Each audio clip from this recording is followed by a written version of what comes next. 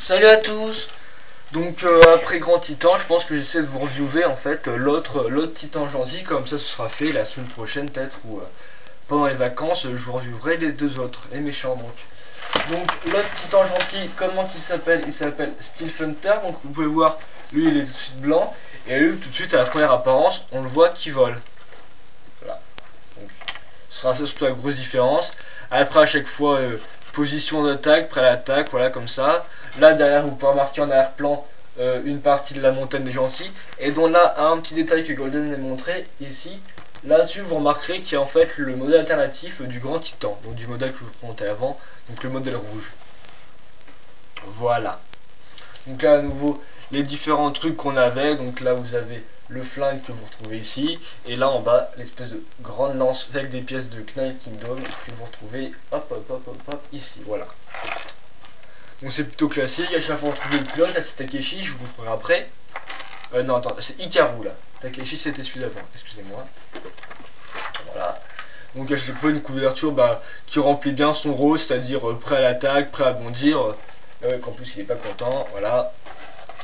Voilà. Donc à nouveau un clapet, à nouveau une bande dessinée que je vais découvrir, vous pouvez le faire dans les magasins quoi. Rien de très compliqué, là je sais plus ce qu'il fait dedans. Il expose tout bêtement un robot en lui exposant son truc à lance-flamme quoi, de faire culture.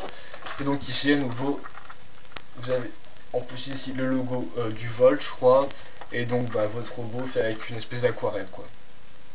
Et ici son modèle alternatif, le Steel Wasp.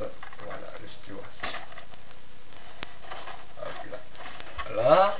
Et donc derrière, il y a encore moins de modifications vu que c'est tout bêtement exactement la même boîte. Hein. Donc le combo vous pouvez faire, la grande scène, voilà. Il en va de même pour le mode d'emploi. Hein. Donc le mode d'emploi, vous retrouvez la chose, le design qui était devant la boîte, quoi. Voilà, tout bêtement. L'arrière, vous retrouvez votre combo. Là donc là je vous passe ça en mode arrière. Vous retrouvez aussi la grande scène.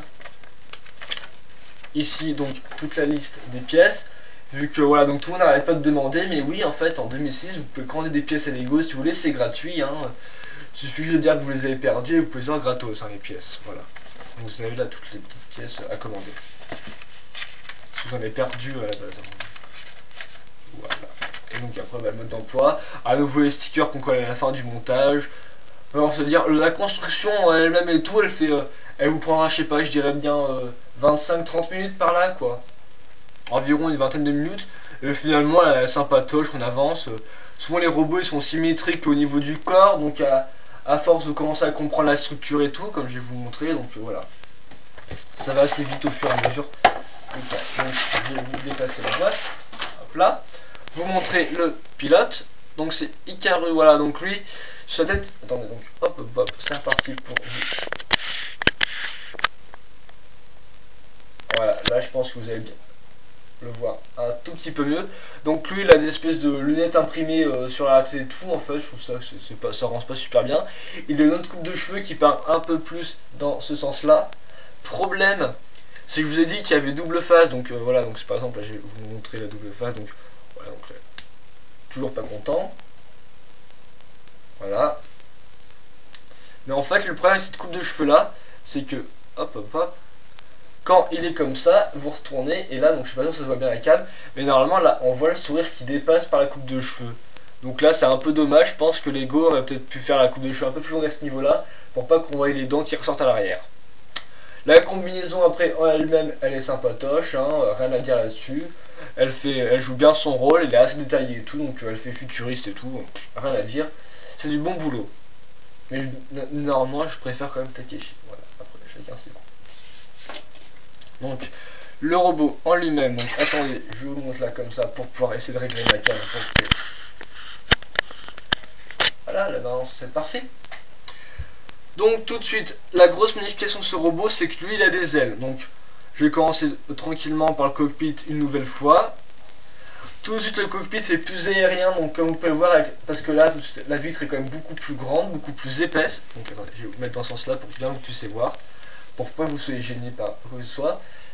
Un sens d'ouverture qui est un peu différent si vous voulez, mais donc qui reprend là, à peu près les mêmes bases, c'est-à-dire que Vous juste à le pousser là. Après, c'est les pièces qui sont là pour l'activer qui sont différentes. Ici, vous remarquez que vous avez une petite espèce, une main et tout pour pouvoir diriger le truc finalement. Donc ça range tout détail. Derrière, vous retrouvez la fameuse brique lumineuse qui cette fois-ci, donc là, hop là, j'appuie et qui active, voilà, comme vous pouvez voir ici, hop, le viseur du flingue. Donc voilà, à nouveau votre espèce de petit bâton qui permet de le virer. Donc voilà. Comme vous pouvez voir ici, vous avez le petit trou normalement. Donc je sais pas si on voit bien, mais il y a le petit trou pour pouvoir inclure la fibre optique dedans. Donc après rien de très compliqué, hop là, vous le remettez comme ça. Et ça s'enclenche tout seul. Donc c'est très simple d'utilisation, voilà. Après les premiers trucs et tout, vous allez voir, ça sera direct et tout. Et que dire d'autre? Donc là par contre, comparé au robot rouge, il y a des petites épaulettes. Après là, ça reprend à peu près le même style en moins carré. Et en plus simple, vu que là c'est qu'une pièce, alors que là c'était deux pièces, le grand titan.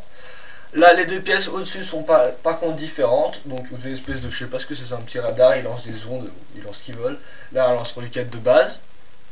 Et donc la grosse différence vient du fait que là vous avez surtout des espèces de grandes ailes. Donc les ailes elles peuvent bouger comme ça, se décaler sur plusieurs trucs. Donc bien sûr ça n'a rien à les mettre comme ça, il aura une tronche de crétin si vous mettez comme ça quoi. Voilà, donc vous mettez que ça pour des vraies ailes. Vous pouvez tourner, voilà, donc, comme je vous ai montré, c'est assez basique. Après, bon, bah elles sont simples, surtout des grandes pièces qui sont montées sur l'espèce de pièces à mécanisme assez basique. Hein, voilà, donc ça c'est toujours aussi efficace à ce niveau-là. Mais bon, normalement, ça rajoute un gros plus à l'aspect, bah, justement, volant du robot, avec des grands stickers A pour R, vous l'aurez compris. Voilà, des logos et différents stickers qui ajoutent au truc. Et donc c'est finalement pas mal du tout. Donc voilà. Ensuite, je vais vous le faire par bras. Donc là, comme je vous avais dit, là c'est aussi l'articulation Knight Kingdom, c'est-à-dire que vous pouvez le tourner dans ce sens-là, dans ce sens-là, et en plus vous avez le petit bruit quand vous tournez. Hop là. Là vous avez une autre articulation un peu plus vieille, on va dire, qui permet de faire ça. Et là avec le truc, vous pouvez juste le faire tourner. Ce qui fait que ça, des fois, c'est un peu limité pour faire des positions et tout, par exemple, parce qu'il fait assez carré, quoi, finalement. Il aborde deux articulations, ça fait que ça... La lance et tout, on va dire que accrochée comme elle est, ça fait un peu droit, quoi, si vous voulez. Alors, c'est composé de deux épées Knight Kingdom, donc là, qui s'incrustent bien dans un modèle Exoforce. À nouveau, un petit sticker, voilà, danger Sharp Edge. Je pense que c'est lame coupante, enfin, je suis pas super sûr et tout non plus, mais enfin bon, ça a sûrement un rapport avec les lames, quoi. Donc vous pouvez le faire tourner, voilà, pour pouvoir qu'il, par exemple, qu'il fasse ricocher les balles et tout, enfin un truc comme ça, quoi. Et par contre, c'est vrai que mettre un coup avec, bon, attendez, j'essaie quand même de vous le mettre, voilà, il peut aussi s'en servir un peu comme un javelot. Et ben, sur l'adversaire, mais enfin bon, ça se lance pas normalement. Mais bon, après vous imaginez ce que vous voulez, c'est des Lego après tout, hein. Les Lego c'est pour imaginer et construire. Hop là, donc à force c'est un peu cassé. Voilà, donc là l'arme est un peu plus complexe que ce qui était juste une bête mitrailleuse lourde. Là c'est un laser, et donc vous reconnaîtrez au passage pour les fans de Bionicle une pièce de Borok. Après ça c'est l'espèce de pièces canon qui sont utilisées donc partout dans les Exoforce, vous la retrouvez plein de fois. Donc elle est très utile, donc elle assure pleinement son rôle, hein. Donc c'est un cylindre tout bête et tout, donc ça ressemble à une pièce de canon, donc c'est parfait pour faire un canon, hein, tout bête. Là le petit lanceur qui est un peu plus dur parce qu'il faut passer la fibre optique dans ces deux pièces, comme vous pouvez le voir là, deux pièces bioniques, et c'est, alors pièces techniques plutôt, hein, ouais. Et c'est un peu plus dur on va dire. Ouais, par exemple là ça s'enlève très facilement, vu que moi je vais juste pu le faire dépasser un tout petit peu, donc ça fait que mon truc, moi il tient juste un tout petit peu quoi. Voilà. Donc ça c'est un petit peu problématique et tout. À nouveau le fibre optique, la fibre optique surtout qui bloque contre cette arme, l'arme du haut, hein. Donc ça fait pas mal, ça c'est un peu gênant quoi. Peut-être pour ça qu'ils l'ont viré dans les 2007, je sais pas pourquoi. Ce serait une hypothèse. À nouveau vous avez deux articulations, c'est-à-dire une articulation Knight Kingdom. Donc désolé si je parle assez vite, c'est que j'ai tendance à parler vite et un peu mal quoi. Voilà.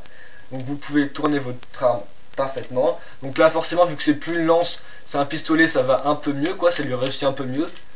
Voilà, comme vous pouvez le voir. Juste que par exemple, si on baisse à fond l'arme Knight Kingdom, vous pouvez pas baisser du fait de la fibre optique. Mais bon après vu que vous le mettez souvent dans des poses différentes, il sera souvent comme ça, donc il n'y aura pas de problème quoi. Donc le canon, le flingue il paraît simple, c'est une pièce de Borok et tout, mais finalement bah il assure son rôle de grand pistolet. Je suis plus ainsi.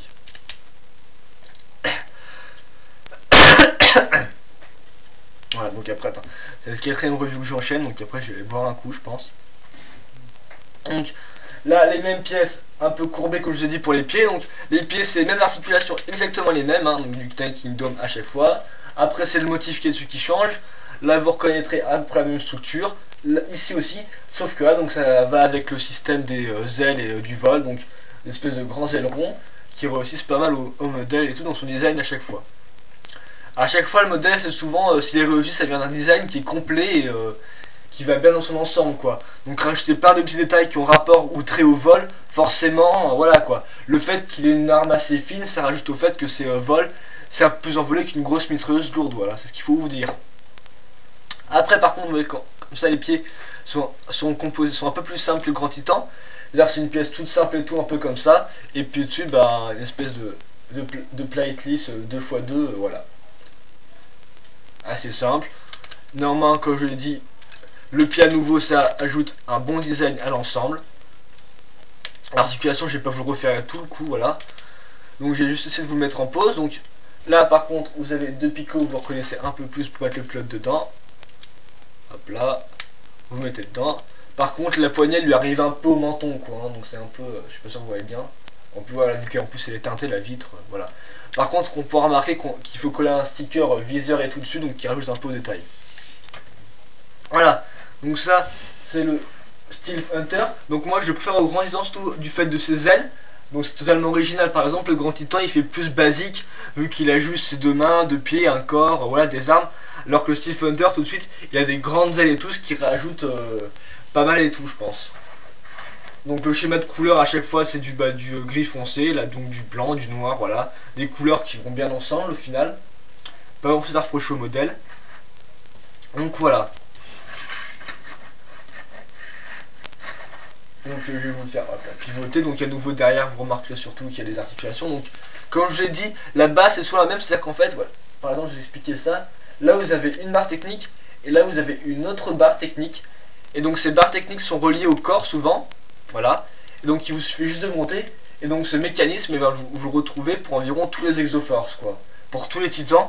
Donc c'est pour ça qu'à la fin on est habitué, vu que c'est souvent la même base, là, enfin, ça vous le verrez en montant les Exoforce, mais c'est souvent la même base. C'est pour ça qu'au fur et à mesure on s'habitue et qu'on met moins de temps à monter les modèles, quoi. Voilà. Donc après, comme je l'ai dit, il n'y a rien à dire, c'est un bon modèle en lui-même à chaque fois. De toute façon, tous les modèles Exoforce sont très bien, tous ont un très bon design. Et lui, il déroge pas la règle, il a un très bon design aussi. Donc, à nouveau, ce sera 15 € qui seront mis, je pense, assez facilement dans un modèle comme ça. Voilà, il en vaut pas. Je dirais pas qu'il en. Ce serait bien s'il valait moins, mais enfin, bon, 15 €, ça va, ça reste acceptable pour ce modèle-là. Vous avez un nombre de pièces assez conséquent. Quelques pièces qu'on est tout, quelques pièces techniques et tout qui peut être utile. Donc, j'ai rien à dire non plus, voilà quoi. Donc pour compléter une collection Exoforce, il est forcément indispensable. Et pour commencer une collection Exoforce, il est aussi très bien, quoi. Voilà, en plus c'est un gentil, donc bon voilà. Si vous aimez un peu plus c'est gentil. Et il faut remarquer que par rapport à 2007, le fait qu'il vole a été repris, sauf qu'en 2007 le cockpit est quand même plus carré, alors que là il est quand même un peu plus rond, avec l'espèce de grosse bulle. Aussi vous pourrez remarquer là, vite fait bien fait, j'ai ça un peu comme ça, les espèces d'armes ici rajoutées sur le cockpit. Voilà, donc le Stealth Hunter, ma conclusion c'est que c'est un bon modèle comme à peu près tous les Exoforce. Voilà, il n'y a rien à dire de plus. Après c'est à vous de voir ce que vous préférez ou pas, si vous préférez les ailes, sans les ailes, le flingue qui vous tente le mieux et tout. Entre les différents modèles, faire votre choix. Voilà, ce sera à peu près tout pour le Stealth Hunter. Mais je pense que j'ai déjà bien parlé pendant 14 minutes, donc moi je vous dis à plus pour une prochaine review. Salut!